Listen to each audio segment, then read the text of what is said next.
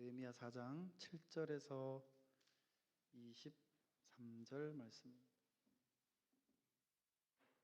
제가 봉독해 드리겠습니다. 산발락과 도비아와 아라비아 사람들과 암몬 사람들과 아스돗 사람들이 예루살렘 성이 중수되어 그 허물어진 틈이 메꾸어져 간다 함을 듣고 심히 분노하여 다 함께 꾀하기를 예루살렘으로 가서 치고 그곳을 요란하게 하자 하기로 우리가 우리 하나님께 기도하며 그들로 말미암아 파수꾼을 두어 주야로 방비하는데 유다 사람들은 이르기를 흙 무더기가 아직도 많거늘 짐을 나르는 자의 힘이 다 빠졌으니 우리가 성을 건축하지 못하리라 하고 우리의 원수들은 이르기를 그들이 알지 못하고 보지 못하는 사이에 우리가 그들 가운데 달려 들어가서 살육하여 그 역사를 그치게 하리라 하고 그 원수들의 근처에 거주하는 유다 사람들도 각처에서 와서 10번이나 우리에게 말하기를 너희가 우리에게 와야 하리라 하기로 내가 성벽 뒤에 낮고 넓은 곳에 백성이 그들의 종족을 따라 칼과 창과 활을 가지고 서 있게 하고 내가 돌아본 후에 일어나서 귀족들과 민장들과 남은 백성에게 말하기를 너희는 그들을 두려워하지 말고 지극히 크시고 두려우신 주를 기억하고 너희 형제와 자녀와 아내와 집을 위하여 싸우라 하였느니라. 우리의 대적이 우리가 그들의 의도를 눈치챘다 함을 들으니라. 하나님이 그들의 꾀를 패하셨으므로 우리가 다 성에 돌아와서 각각 일하였는데 그 때로부터 내 수하 사람들의 절반은 일하고 절반은 갑옷을 입고 창과 방패와 활을 가졌고 민장은 유다 온 족속의 뒤에 있었으며 성을 건축하는 자와 짐을 나르는 자는 각각 한 손으로 일을 하며 한 손에는 병기를 잡았는데 건축하는 자는 각각 허리에 칼을 차고 건축하며 나팔 부는 자는 내 곁에 섰었느니라. 내가 귀족들과 민장들과 남은 백성에게 이르기를 이 공사는 크고 넓음으로 우리가 성에서 떨어져 거리가 먼즉 너희는 어디서든지 나팔 소리를 듣거든 그리로 모여서 우리에게로 나오라. 우리 하나님이 우리를 위하여 싸우시리라 하였느니라. 우리가 이같이 공사하는데 무리의 절반은 동틀 때부터 별이 나기까지 창을 잡았으며 그때에 내가 또 백성에게 말하기를 사람마다 그 종자와 함께 예루살렘 안에서 잘지니 밤에는 우리를 위하여 파수하겠고 낮에는 일하리라 하고 나나 내 형제들이나 종자들이나 나를 따라 파수하는 사람들이나 우리가 다 우리의 옷을 벗지 아니하였으며 물을 기르러 갈 때에도 각각 병기를 잡았느니라. 아멘.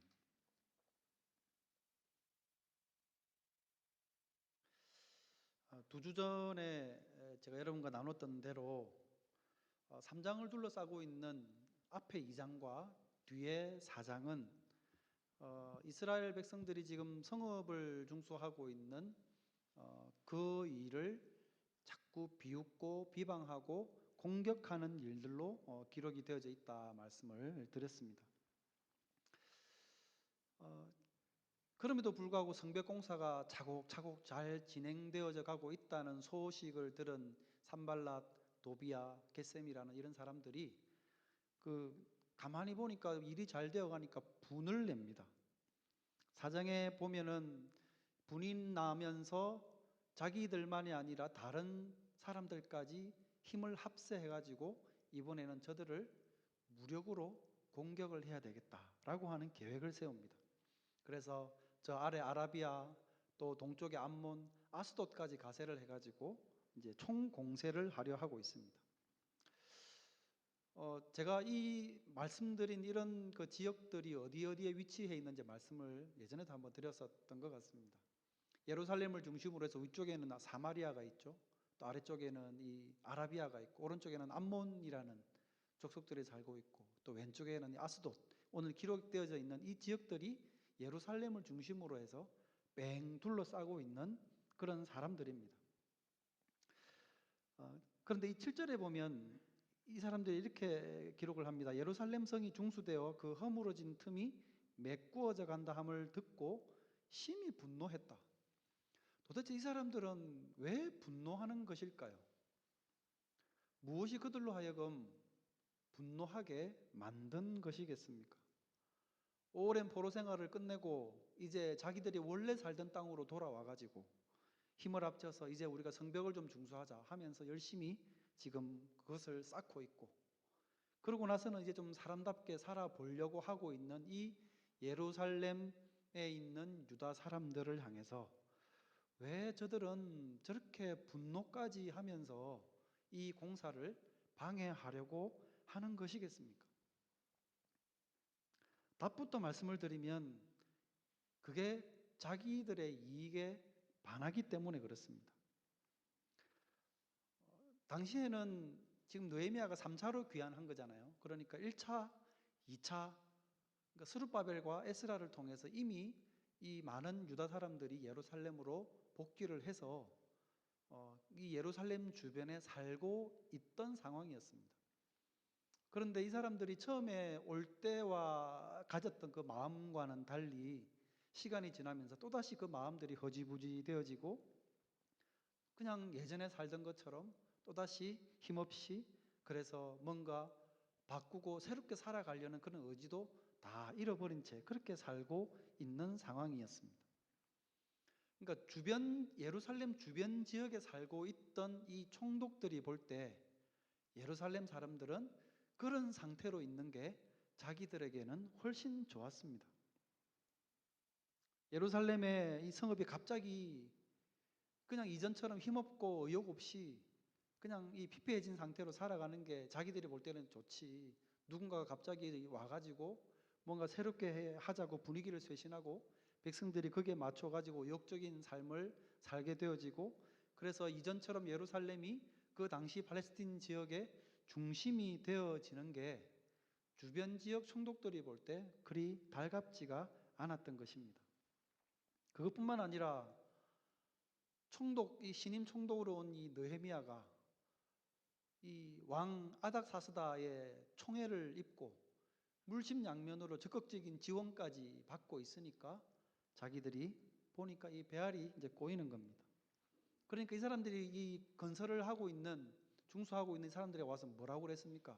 너네들이 지금은 저 성을 지금 단지 쌓는다고만 이야기를 하고 왕에게 그렇게 이야기했지만 나중에 성이 다 쌓고 나면 왕을 배반하려고 그러는 거잖아, 그거잖아 하면서 자꾸 이 사람들에게 뭔가 이 구실을 만들어서 모함할 거리들을 계속 만들어내고 있는 상황이었습니다.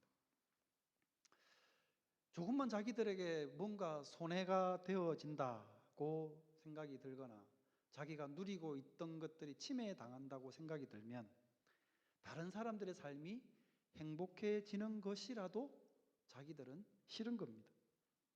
이스라엘이 뭐 와가지고 이 유다 백성들이 와가지고 뭐 큰 거를 하려고 그런 겁니까? 아닙니다. 그냥 이전처럼 이전에 살던 곳으로 돌아와가지고 이전과 같은 일상으로 돌아가려는 것 뿐이었습니다. 그런데 이 주변 총독들에게는 이 이스라엘 백성들이 행복해지든 말든 그들의 삶이 윤택해지든 말든 그게 자기들이 누리던 것에 조금이라도 침해가 된다고 생각이 들면 마냥 싫고 그것을 방해해야 했던 것입니다. 그러니까 이런 이 못된 마음들이 공동체가 되어지면 집단 이기주의가 되고, 그게 국가가 되어지면 당연히 국가는 국익을 위해서, 자기의 이익을 위해서 그러해야 된다고 생각하는 게 오늘날 사람들이 생각하는 방식입니다. 최근에 여러분 뉴스를 보셔서 아시겠지만 한국과 미국이 사실은 일본과 함께 종전선언을 준비를 하고 상당히 진척되고 있다고 그러는데, 이 일본이 그때마다 이 시기상조다라고 이야기를 하고 회의하는데 의도적으로 자꾸 거기서 빠집니다. 겉으로는 독도 문제라고 이유를 갖다 대지만 사실은 결국은 남북 간의 화해 무드가 되어지는 게 자기 나라의 이익이 안 되기 때문에 그러는 것 아니겠습니까? 지금 예루살렘 주변의 총독들이 이 성벽을 중수하고 있는 이스라엘 백성들을 향해서 이유 없는 분노를 하고 방해하려는 이유가 바로 이와 같습니다. 그래서 8절에 보면 이 사람들이 이렇게 이야기합니다. 우리가 예루살렘으로 가서 치고 그곳을 요란하게 하자.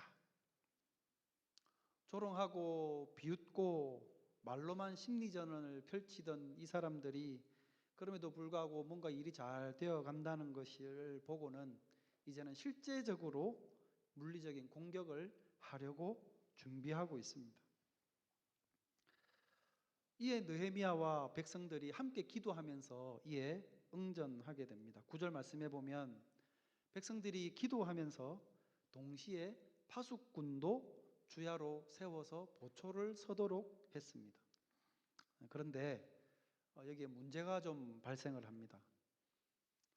이전까지는 외부의 방해 공작이 있어도 이 유다 백성들이 잘 이겨내었었는데 이번에는 뭔가 분위기가 다른 방향으로 흘러가는 것 같습니다.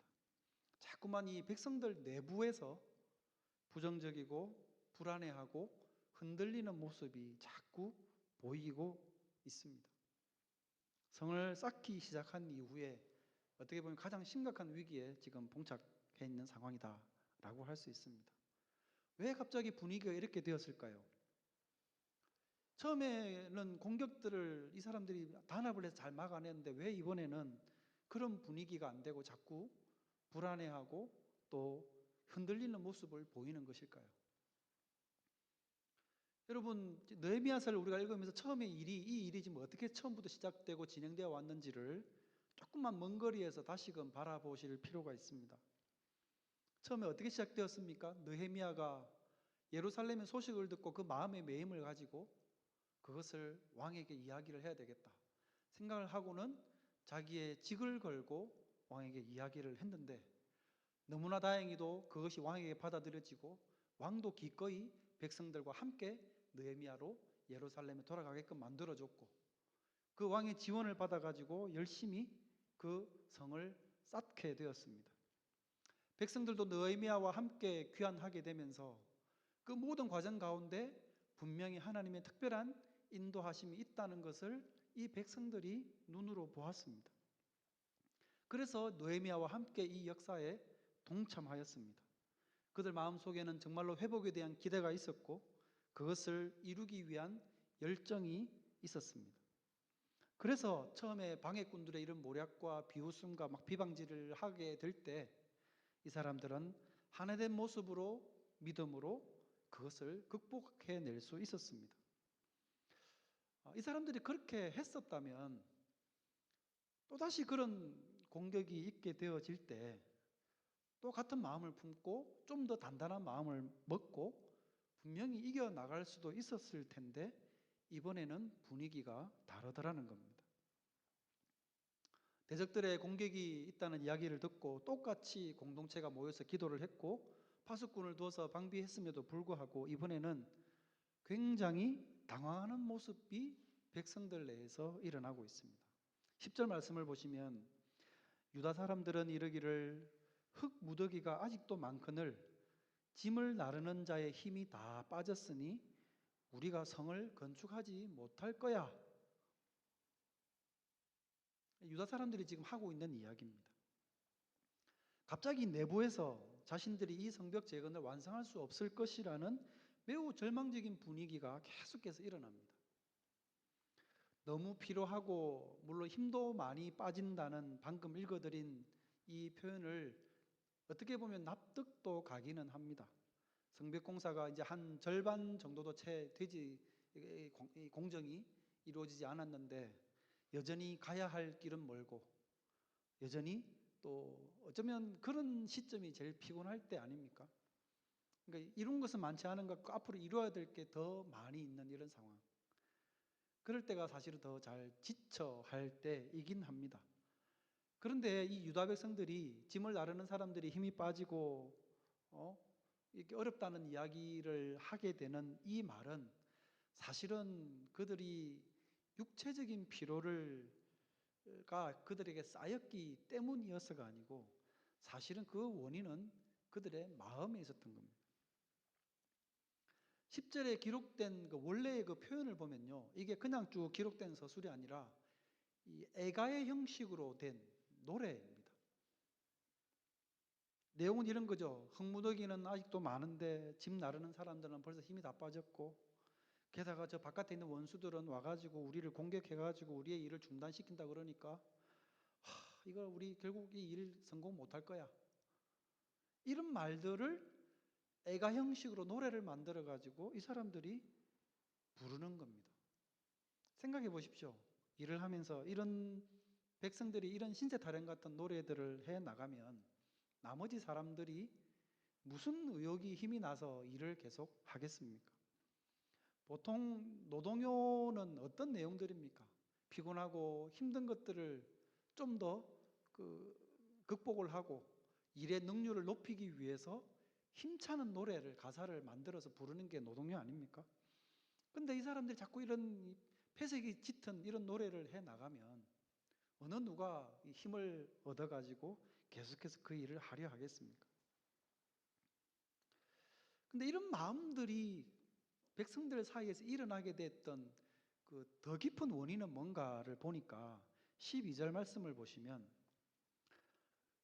이렇게 되어 있습니다. 그 원수들의 근처에 거주하는 유다 사람들도 각 처에서 와서 10번이나 우리에게 말하기를 너희가 우리에게로 와야 하리라 하기로라고 되어 있습니다. 당연히 성벽 공사를 하고 있는 사람들 중에는 예루살렘 중앙 가까이에 사는 사람들도 분명히 있겠지만 그 주변에 살고 있는 적들의 그 지경과 근접해서 사는 사람들도 있지 않았겠습니까?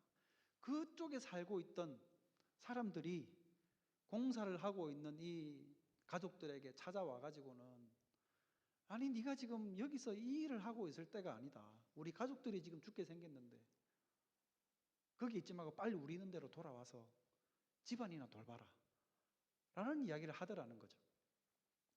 그리고 이런 말을 표현상에 보면 10번이나 했답니다. 10번이 10번이어서 10번이가 아니라 계속해서 가족들이 와가지고 네가 지금 제정신이냐 그런 일을 지금 성벽을 쌓고 있는 일을 이 지금 시국에 지금 그 일이나 하고 있어가 되겠느냐 라고 계속 와서 다그쳤다는 이야기입니다. 그러니까 우리는 보통 이런 말을 듣게 되면 쉽게 좌절을 합니다.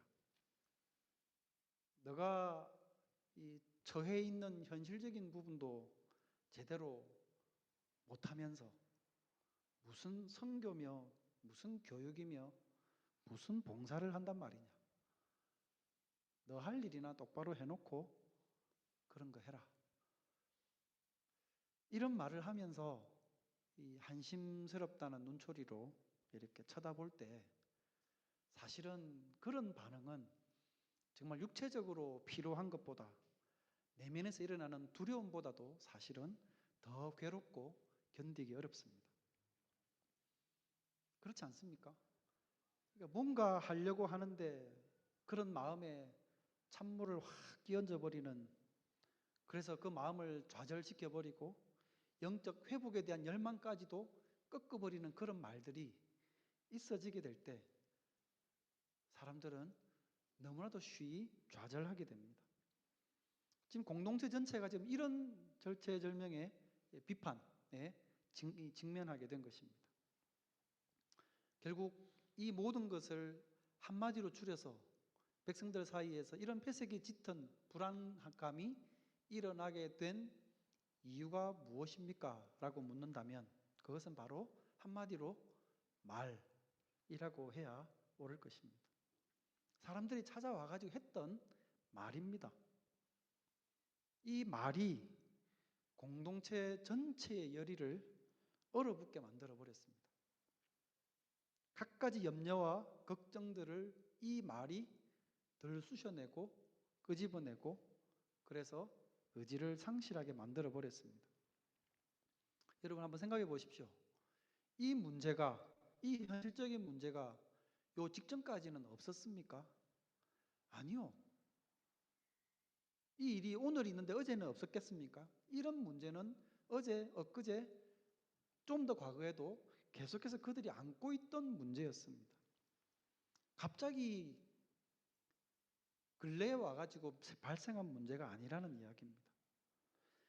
그런데 이런 문제가 이전에는 문제가 되지 않았던 겁니다. 이 대적들이 비난하고 방해하려 할 때 똘똘 뭉쳐가지고 하나님이 이루실 역사를 믿음으로 극복해 나갔었습니다.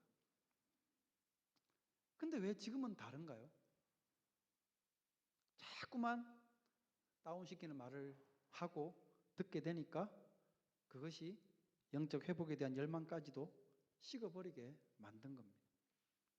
그래, 맞아. 내가 이거나 하고 있을 처지가 아니지. 어차피 다들 지금 그런 소리들 해삼고 하는데 결국 성벽을 완성하지는 못할 거야. 이런 생각들이 백성들 사이에서 일어나게 된 것입니다. 아직 이 대적의 물리적인 공격이 시작되지도 않았는데 공동체 내에서는 지레 겁먹고 이런 말들을 하고 있으면서 의지가 꺾여버리고 있습니다. 여러분, 우리가 한두 번 믿음의 결단이라고 하는 산을 넘어도 또다시 그런 일을 우리가 맞닥뜨리게 되면 우리는 또다시 그 상황 앞에서 고민하고 갈등하게 됩니다. 저는 이런 표현을 종종 쓰는 것 같습니다. 믿음의 결단. 뭔가 한번 믿음으로 어려운 산을 넘었습니다. 넘었으면 그런 비슷한 산이 내게 닥쳐올 때 마치 백신처럼 넘어가기 쉬워지는 게 아니라 또다시 우리는 그 상황에서 고민하고 갈등하고 믿음의 결단을 하기를 요구받습니다. 그럴 때마다 우리는 약해지는 게 우리들 아닌가요? 삶에서 우리는 이런 믿음의 결단을 하는 훈련을 많이 해야 합니다. 믿음의 난관이 있으면 그것을 믿음으로 뭔가 버텨내려 하기보다 좌절하고 심지어는 문제를 만나면 그냥 지레 겁먹고 포기해버리는 방식으로 신앙생활을 하게 되면 우리 신앙의 삶에서 믿음의 승리를 맛보는 일은 거의 없습니다. 저는 조금 다른 차원의 이야기이긴 하지만 우리가 기도하는 내용도 한번 생각해 볼 필요가 있다고 생각합니다. 하나님 나라를 위해서 하는 어떤 일과 나의 유익을 위한 어떤 일이 상충되게 될 때 여러분은 어떻게 기도하십니까? 내 이익을 포기하면서 하나님의 뜻을 좇으려 하십니까? 아니면 그 반대입니까? 그것도 아니면 그것에 대해서 생각이 없으십니까? 혹시 이렇게 기도하지는 않으십니까? 내가 하고자 하는 것도 잘 되고 하나님의 일도 잘 되는 그런 길을 달라고 말입니다. 그런 길을 하나님이 주시면 어떤 면에서 서로 윈윈하는 거니까 그렇게 해주세요 하나님이라고 기도할 수도 있습니다. 비슷한 방식으로 이렇게 기도를 하기도 합니다. 저는 하나님 일할 테니까 하나님은 저 일을 해주세요. 저는 이런 이야기를 한번 들어본 적이 있습니다. 이것이 정말 믿음인 양 이야기를 합니다. 나는 하나님이라고 하나님은 내 일하고 하나님 나는 성벽을 열심히 계속 쌓을 테니까 하나님은 내 생활을 위협하는 저 적들 알아서 모조리 처리해 주십시오 라고 기도를 합니다. 적들의 공격에 대해서 나는 그리고 공동체인 우리는 무엇을 해야 할까에 대해서 기도하려 하기보다 두려움과 절망을 조장하고 또 일으키는 모든 원인들과 과정들을 없애달라고 기도합니다. 나를 위해서 그리고 내가 속해 있는 공동체를 위해서. 그러면 거기에는 믿음의 싸움은 어디에 있는 것일까요? 저는 우리가 깊이 돌아봐야 될 문제라고 생각합니다. 이제 느헤미야에게로 눈을 돌려보겠습니다. 이런 상황에서 느헤미야는 어떤 대책을 내놓을까요? 그는 우선 잠시 공사를 중단하고 군사들 얼마를 무장시킨 뒤에 낮고 넓은 곳에다가 이 병사들을 배치를 시켰습니다. 13절에 나오는데요. 여러분 잘 아시는 대로 예루살렘은 산지입니다. 중앙이 높습니다. 그러니까 적들은 예루살렘을 공격을 하려면 아래에서 위로 올라와야 되는 거죠. 그러면 아래에서 위를 쳐다볼 때 제일 병사들이 많아 보이는 데가 어디입니까? 높은데 끄트머리에 있으면 사람들이 많이 안 보이죠. 넓고 평평한 곳에 사람들을 좀 갖다 두면 아래에서 위를 쳐다볼 때 저 넓은 곳에 있는 병사들 말고 보이지 않는 저 숨은 곳에도 병사들이 많이 있겠거니라는 생각을 할 것입니다. 마치 이순신 장군이 이 노적봉, 그죠? 그 위장 전술을 펼쳤던 것과 같은 이치입니다. 이렇게 시간을 벌어놓고 느헤미야는 뭘 하는가 그러면 더 중요한 일을 하는데요. 백성들에게 말씀을 선포하는 일이었습니다. 그러니까 하나님의 언약 백성들이 자신들의 정체성을 재확인하도록 하기 위해서 느헤미야가 중요하게 생각한 것은 하나님의 말씀 앞에 서는 일이었다 하는 겁니다. 느헤미야 4장 14절 말씀에 보면 너희는 그들을 두려워하지 말고 지극히 크시고 두려우신 주를 기억하고 너희 형제와 자녀와 아내와 집을 위하여 싸우라 하였느니라. 느헤미야 세 가지 명령을 줬습니다. 하나는 두려워하지 말라는 것과 또 하나는 두려우신 주님을 기억하라는 것과 세 번째는 너희 형제와 자녀와 아내와 집을 위해 너희가 싸우라 하는 겁니다. 여러분, 이 세 가지 명령 중에 어떤 게 제일 어렵다고 생각되십니까? 전쟁을 두려워하지 않는 것, 그리고 그보다 두려우신 주님을 먼저 기억하는 것. 물론 쉽지 않은 것입니다. 그런데 이 둘은 당장 뭔가 행동으로 입증해 보일 필요는 없는 것입니다. 왜냐하면 내면적 결단에 대한 요구이기 때문에 그렇습니다. 이 두 가지 명령에 대해서는 뭔가 행동을 보여주지 않아도 내면적인 죄책감이나 부담감 같은 것들로부터 자유로울 수 있습니다. 왜냐하면 내가 그렇게 마음 먹었다고 스스로 생각해 버리면 되는 것이니까요. 바꿔서 말씀을 드리면 이 내면적인 결단의 문제는 우리 스스로도 사실은 나 자신을 속이거나 나 스스로에게 내가 속아 넘어갈 수 있는 속성이 있다는 이야기입니다. 나는 그렇게 믿는다라고 생각하면 그만이기 때문이죠. 여러분에게 예수님 믿으십니까? 하나님 믿으십니까? 함께 하심을 믿습니까? 교회 다니시는 분에게 물어보면 어느 누가 잘 모르겠는데요 하지 않는 분 별로 없습니다. 믿는다고 그러죠. 그 믿는다는 고백과 그것을 믿고 행하는 것과는 전혀 별개의 문제입니다. 세 번째가 바로 그것입니다.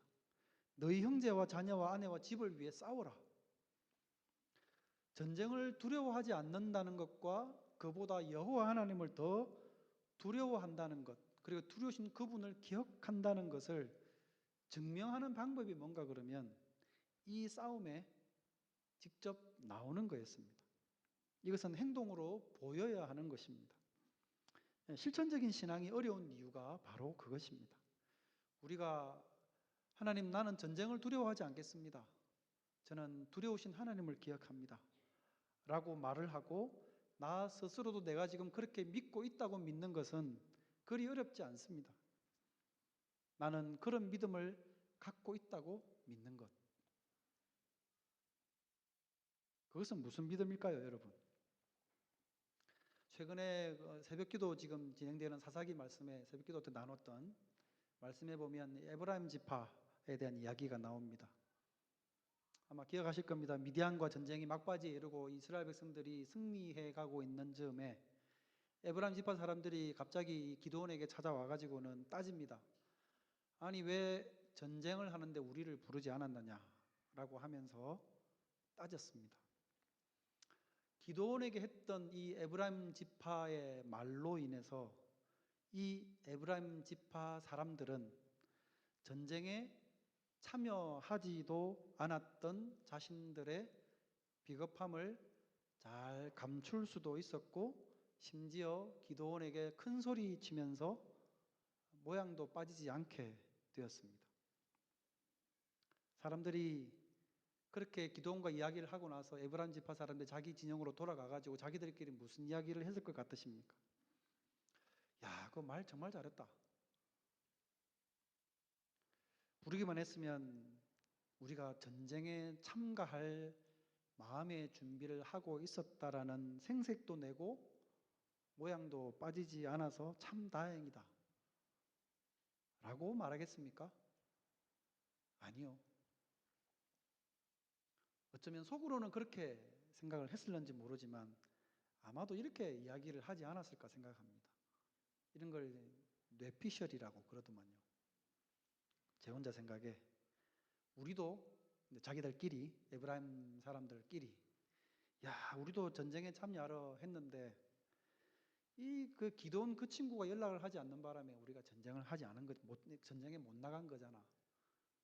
연락만 왔으면 우리가 분명히 나갔을 텐데 하면서 자기네들끼리 스스로의 행동들에 대해서 합리화하고 정당성을 스스로에게 부여합니다. 그리고는 다들 원래는 자기들이 그렇게 하려 했다고 믿습니다. 행동으로 나타나지 않는 믿음은 다 허상이고 환상일 뿐입니다, 여러분. 예수님의 예를 한번 들어볼까요? 사람들이 예수님 앞에 한 중풍병자를 데리고 왔습니다. 예수님이 그의 믿음을 보시고는 그 중풍병자에게 말씀하십니다. 작은 자야, 안심하라. 너의 죄사함을 받았느니라. 이렇게 이야기하니까 어떤 서기관 한 사람이 속으로 아니 저 사람이 신성모독을 어떤 저런 발언을 하지 하면서 신성모독을 한다고 생각을 했습니다. 그 마음을 읽으신 예수님이 그 사람들을 향해서 질문을 하십니다. 너의 죄사함을 받았느니라고 말하는 것과 일어나서 걸어가라고 하는 말 중에 둘 중에 어떤 게 쉽겠느냐라고 예수님이 질문하셨습니다. 여러분 어떤 게 쉬울까요? 너의 죄사함을 받았느니라는 말과 너의 자리를 들고 걸어가라. 여러분에게 어떤 게 쉽습니까? 라고 물어본다면 어떤 게 여러분 쉬울 것 같으십니까? 너의 죄사함을 받았느니라 는 말을 함에 있어서는 우리가 입증해 보일 만한 것이 아무것도 없습니다. 그런데 너의 자리를 들고 걸어가라고 이야기를 하려면 내가 그 명령을 하는 순간 뭔가를 보여야 됩니다. 그 사람이 걸어가는 일이 나타나야 됩니다. 능력이 나타나야 된다는 이야기죠. 그러니까 우리가 보기에는 걸어가라는 말과 자리를 들고 걸어가라는 말보다 너의 죄사함을 받았느니라는 말을 하는 게 우리에게는 훨씬 쉽습니다. 능력을 보일 필요가 없거든요. 예수님께서 질문을 하신 이유가 바로 이것입니다. 예수님이 만약에 병 고치는 능력을 보이지 아니하시고 너의 죄사함을 받았느니라는 말을 이 중풍병자에게 하셨다면 누가 그 말의 실효성을 믿겠습니까? 그런데 예수님은 그 질문을 하신 이후에 중풍병자에게 말씀하시죠. 일어나서 너의 짐승을 가지고 집으로 가라 말씀하셨고 그 말씀에 따라 그가 일어나서 집으로 가게 되었습니다. 이것은 예수님께서 중풍병을 치료하는 분이시라는 걸 보여주시기 위함이 아니고 당신이 죄사함을 허락할 수 있는 권세 있는 분이라는 것을 입증하시기 위함이었던 것입니다. 이처럼 믿음에는 실제적인 행동과 능력이 나타나야 됩니다. 그렇다면 우리들의 믿음은 지금 어떤 믿음일까요? 나의 믿음은 어떤 믿음입니까? 느헤미야의 이 방법에 따라 백성들이 보였던 반응에 대해서 잠시 나눔으로 오늘 말씀을 맺으려고 합니다. 세 가지를 명했다 그랬습니다. 두려워하지 마라. 두려우신 하나님을 기억해라. 그리고 세 번째는 너희 가족들을 위해 직접 나와서 싸워라. 느헤미야의 이 메시지를 듣고 백성들은 다시 힘을 얻어서 싸우기 위해서 성으로 돌아옵니다. 그리고 느헤미야는 곧장 그들을 무장시킵니다. 느헤미야는 사람들을 세 그룹으로 나누어 가지고 각자 임무에 맞는 무기들을 지급합니다. 그리고 나팔수도 둬가지고 백성들이 어디에서 공사를 하고 일을 하고 있건 나팔 소리만 들으면 언제 어디서건 성으로 달려올 수 있도록 했습니다. 20절에 보면 이렇게 기록합니다. 너희는 어디서든지 나팔 소리를 듣거든 그리로 모여서 우리에게로 나아오라. 우리 하나님이 우리를 위하여 싸우실 것이다. 나올 때 하나님께서 우리를 위해 싸우신다는 믿음으로 나오라고 이야기를 했습니다. 성벽을 쌓는 일이든 이 성을 지키기 위해 싸우는 일이든 하나님께서 우리와 함께 하신다라고 하는 믿음이야말로 이 지금 백성들이 지녀야만 했던 무기였음을 강조해서 이야기를 한 것입니다. 오늘날 우리들의 영적 전쟁에서 하나님은 우리를 위해서 어떻게 싸우십니까? 여러분 삶에서 하나님은 어떤 방식으로 싸우신다고 생각하고 계십니까? 저는 바로 이런 방법으로 싸우신다고 생각합니다. 우리를 강한 용사로 만드는 방식으로. 그렇다고 해서 갑자기 힘이 불끈불끈 근육이 올라오는 방식은 분명히 아닙니다. 육신의 변함은 아무것도 없습니다. 백성들이 그랬던 것처럼 처음에는 이겼지만 두 번째는 전혀 이기지 못했던 것처럼 그들의 환경과 그들의 육신은 아무런 변함이 없습니다. 다만 마음을 달리 먹게 하십니다. 그 중심에 새로운 믿음과 힘을 갖게 하시는 방식으로 하나님은 일을 하신다는 겁니다. 육체는 달라진 게 없는데 전혀 다른 사람이 되어갑니다. 하나님이 일하시는 방법입니다. 무엇을 통해서요? 말씀을 통해서죠. 말씀을 통해서 하나님은 당신을 드러내시고 그것을 증언하게 하심으로써 백성들의 마음을 무장시키십니다. 무엇보다도 우리를 더욱더 견고하게 만드는 말씀이 누구이십니까? 바로 예수 그리스도이십니다. 느헤미야는 하나님을 기억하라고 하면서 백성들을 격려하고 믿음을 촉구했는데 말씀이신 예수님께서는 친히 오셔서 당신을 보여주는 직접적인 계시자로 믿음을 주시고 우리를 온전케 하셨습니다. 느헤미야는 이 아닥사스다 왕으로부터 조서를 받아가지고 그것을 통해서 권세를 펼치고 있었지만 그리고 그것을 통해서 대적들과 대적하려 하였지만 그리스도께서는 지극히 높으신 하나님의 권세를 가지고 왕으로 오셔서 원수들을 두렵게 하십니다. 그리고 주님이 떠나실 때 뭐라고 하셨습니까? 마태복음 28장 여러분 잘 아시는 말씀이죠. 하늘과 땅의 모든 권세를 내게 주셨으니 그러므로 너희는 가서 모든 족속으로 제자를 삼아 아버지와 아들과 성령의 이름으로 세례를 주고 내가 너에게 분부한 모든 것을 가르쳐 지키게 해라. 볼지어다 내가 세상 끝날까지 너희와 함께 있겠다. 하나님의 권세를 가지고 오셨던 그분이 떠나시면서 그 하늘과 땅의 모든 권세를 주를 믿고 따르는 자들에게 주시고 가신 것입니다. 그리고 세상 끝날까지 내가 너희와 함께 있겠다 말씀을 하신 거죠. 주님의 권세로 복음을 전하고 성령의 이름으로 세례를 베풀고 주님의 가르침을 전하라 하셨습니다. 그리고 그분은 그러한 믿음으로 살아가는 성도들과 함께 하겠다 말씀하십니다. 그러니까 우리 개개인은 보잘것없지만 주님의 이런 권세를 위임받은 자로서 담대함을 가지고 주의 사명을 이루며 살아가야 할 것입니다. 저나 여러분 같은 연약한 사람들이 주님의 은혜의 손을 의지하게 하심으로써 절망과 두려움을 극복하게 하시고 사명을 이루어가게 하십니다. 어떤 사람요? 그분과 함께 싸우고자 나오는 사람들과 함께 말입니다. 여러분, 이런 믿음의 싸움에 동참해 있다는 것을 기억하시고 지속적으로 이 믿음의 싸움에 나아오는 그런 믿음의 성도님들이 되시기를 주님의 이름으로 축원드립니다. 기도하겠습니다. 거룩하신 하나님 아버지,